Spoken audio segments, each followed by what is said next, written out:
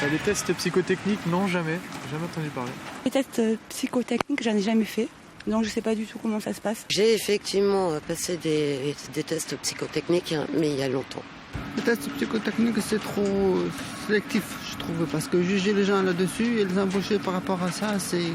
Si je devais passer un test psychotechnique, oui, je devrais acheter des bouquins, je pense. Parce que vu que j'y connais rien, il faut mieux réviser, quoi. Si demain je devais repasser, j'angoisserais pas du tout.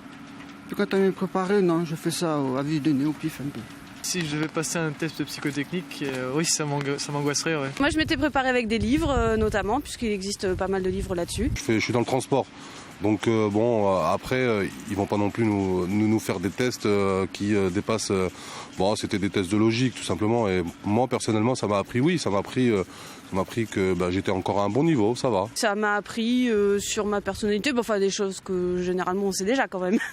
C'est plus pour l'employeur que pour nous-mêmes, généralement.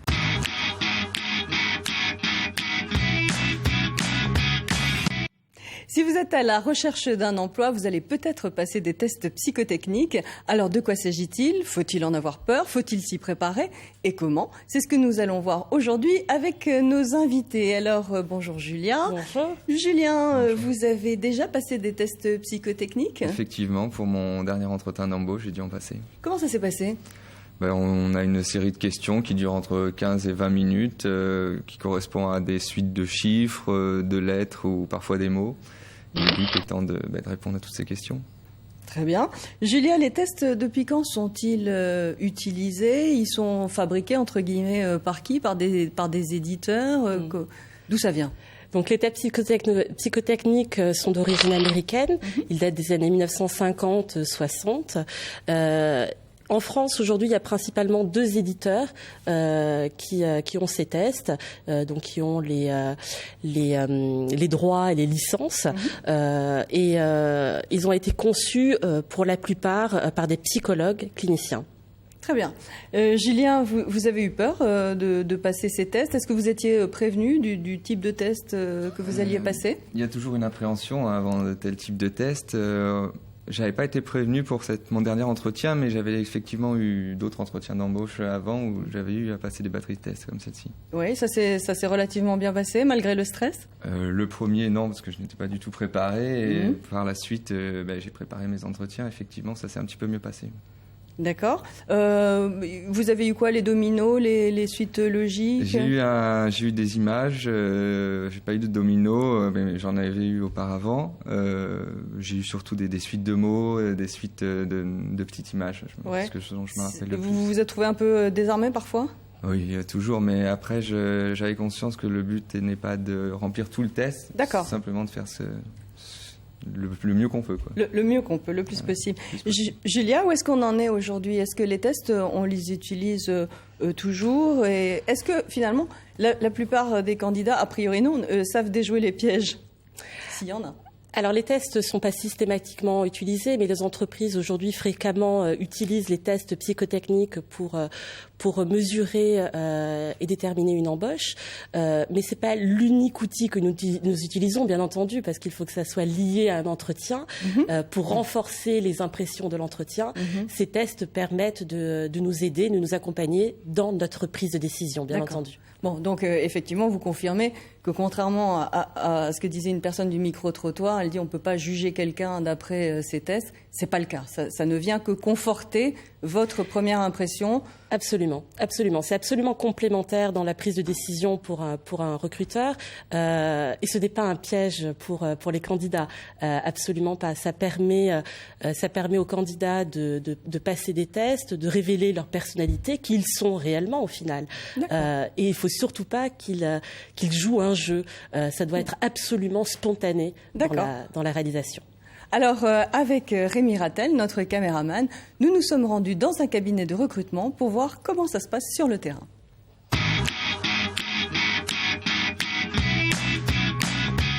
Florian Chauveau est spécialiste en recrutement. Alors, les tests psychotechniques d'embauche, il les connaît bien et les utilise régulièrement depuis 25 ans. Je suis consultant en recrutement pour un cabinet où je suis associé. Et j'interviens pour des entreprises comme évaluateur de compétences internes ou externes. Nous utilisons à cette occasion des tests qui servent à compléter finalement les impressions d'entretien Mais c'est tout. A priori, ce n'est pas systématique. Il existe 3 catégories de tests. Des tests de personnalité, des tests d'aptitude et des tests dans le cadre de ce que nous appelons un assessment center. Test de personnalité, ça permet de confirmer ou d'infirmer ce que nous ressentons en entretien. Test d'aptitude, on peut mesurer des choses très précises, comme par exemple la puissance cognitive.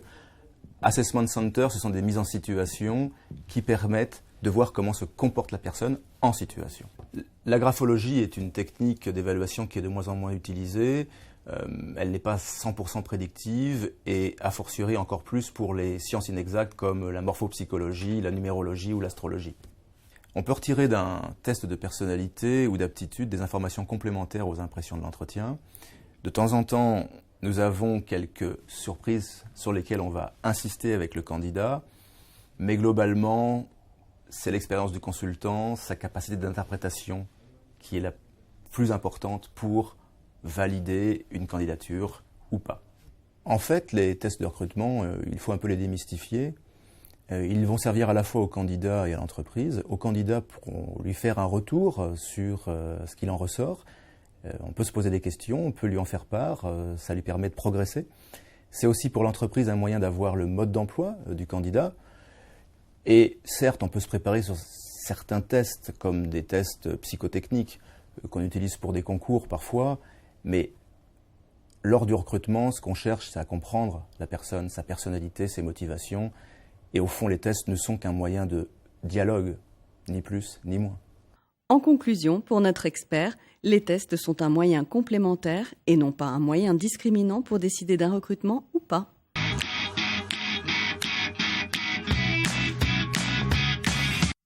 Alors Julia, qu'est-ce que vous avez pensé du reportage? Vous utilisez les mêmes tests que Florian Chauveau? Oui, en effet, on utilise des tests similaires à ce que peut proposer Florian Chauveau, dans le sens où nous adaptons les tests que nous faisons passer selon les caractéristiques du métier. Par exemple, sur les métiers de commerciaux, nous faisons passer des tests mesurant les aptitudes, notamment les aptitudes commerciales ou comportementales. Et pour les fonctions support, nous faisons passer des tests de logique qui permettent notamment de mesurer le discernement de la personne, sa capacité à raisonner. Donc, on est vraiment sur une détermination, sur des objectifs en fait un petit peu différents sur la mesure de ces tests. D'accord. Tout à l'heure, vous nous avez expliqué donc que ces tests sont réalisés par des sociétés d'édition et puis donc sont validés et sont réalisés par des psychocliniciens. Mais est-ce que de l'autre côté, les recruteurs ont une formation par ceux qui réalisent ces tests, qui les conçoivent finalement? Au final, c'est pas une vraie formation. On parle plus d'habilitation à pouvoir faire passer ces tests. Et les développeurs de ces tests donnent l'outil aux recruteurs de pouvoir analyser ces tests. D'accord. Alors, Julia, concrètement, quels résultats vous procurent ces tests? Quelles informations cela vous donne-t-il?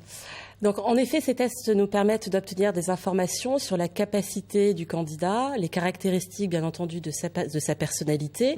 Mais il faut savoir qu'un test sans entretien ne veut rien dire. Donc, au final, il faut vraiment confronter le candidat à un entretien pour mesurer les éléments transcrits au travers de ces tests. D'accord. Donc, ne pas craindre de passer ces tests finalement. Je crois que c'est le premier message qu'on peut donner, puisqu'il donne le vrai reflet de la personnalité et donc de ce que vous recherchez finalement. Il ne faut pas tricher. Absolument, il ne faut pas tricher, il faut absolument être spontané. D'accord. Julien, vous nous avez dit que vous étiez préparé à ces tests. Comment est-ce que vous vous étiez préparé précisément ?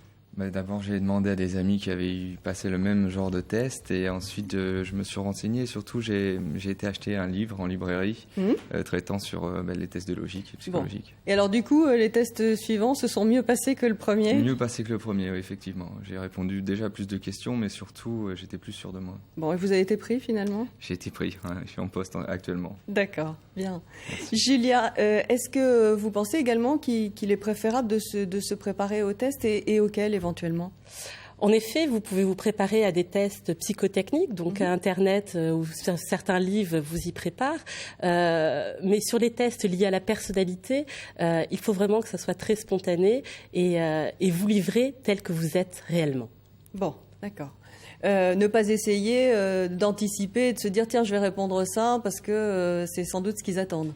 Absolument, il ne faut pas se positionner en faisant les tests pensant que c'est les choses que nous attendons réellement. D'accord. Il ne faut pas penser ce que le recruteur peut attendre de nous. Très bien.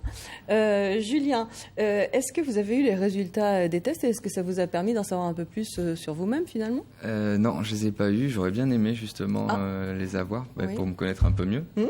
Mais j'ai pas eu cette opportunité. D'accord. Julia, est-ce qu'on peut les avoir, les résultats des tests, généralement ? Oui, bien entendu. Le service des ressources humaines laisse la porte ouverte aux candidats pour venir consulter leurs résultats.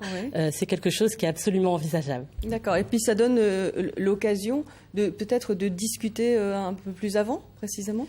Absolument. C'est un moment d'échange. Si le candidat va avoir certaines précisions sur des traits de personnalité qui sont ressortis des tests, nous ferons un plaisir de le faire. D'accord. Alors chez vous, c'est le cas, mais peut-être qu'il y a des recruteurs qui ne les donnent pas. En effet, c'est vraiment lié à la politique des ressources humaines de l'entreprise dans laquelle vous postulez. D'accord. Julien, est-ce que vous auriez des conseils à donner aux personnes qui vont passer des tests prochainement ? Le premier conseil, être détendu, pas essayer d'en faire trop. Le but étant vraiment de refléter sa personnalité et pas de montrer une autre image de soi-même. Vous êtes d'accord avec ça ? Bon, d'acheter quelques ouvrages et éventuellement, peut-être plus pour se rassurer et pour commencer à voir un peu comment ça fonctionne, parce que quand il y a des dominos, des suites de chiffres, de lettres, on ne sait pas toujours, ça paraît un peu étrange, un peu mystérieux. Peut-être qu'une fois qu'on a compris un peu comment ça fonctionne, ça aide, parce qu'avec le stress... Ça aide et surtout on évite de perdre du temps, vu que c'est chronométré, à réfléchir au principe du test. Pour se lancer, voilà, c'est ça. Julia, vous êtes d'accord ? Non, je suis absolument d'accord avec ce que dit Julien. Il faut bien entendu être absolument naturel et être spontané dans les réponses que vous allez donner, notamment par rapport aux tests liés à la personnalité. Et pourquoi pas vous y préparer pour les tests psychotechniques. Très bien. Bon, mais tout de suite, on passe à la boîte à outils. Alors, psychotechniquement.com vous donne plein d'infos sur les tests psychotechniques. Lejournaldunet.com vous présente 12 types de tests ainsi que les astuces pour les réussir et des exemples pour s'entraîner. Sur le site de Cadre Online, des tests qui vous permettront d'évaluer vos capacités intellectuelles et votre raisonnement logique, tout en restant ludique. Quelques ouvrages enfin, alors entre autres bien sûr, car il en existe bon nombre, pour vous préparer si vous le souhaitez, et comme nous l'ont dit Julia et Julien, c'est pas mal de le faire. Alors on a par exemple le guide des tests psychotechniques de Anne-Marie Brunto, un guide qui pas à pas vous propose d'acquérir une méthode pour aborder tous les types de tests psychotechniques, tests d'aptitude verbale, d'aptitude numérique, de raisonnement logique, d'organisation et de planification. Il est paru aux éditions Vibert. Et puis 1000 tests psychotechniques de logique et d'intelligence de Mike Brion aux éditions L'Express. C'est un ouvrage réalisé par un auteur anglais spécialiste des tests psychotechniques à base de chiffres, de symboles, de lettres, de mots à résoudre, tests de QI, de personnalité. Merci à tous les deux d'avoir participé à cette émission.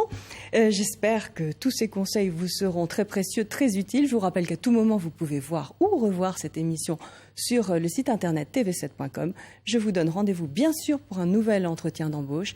Et d'ici là, bonne recherche d'emploi.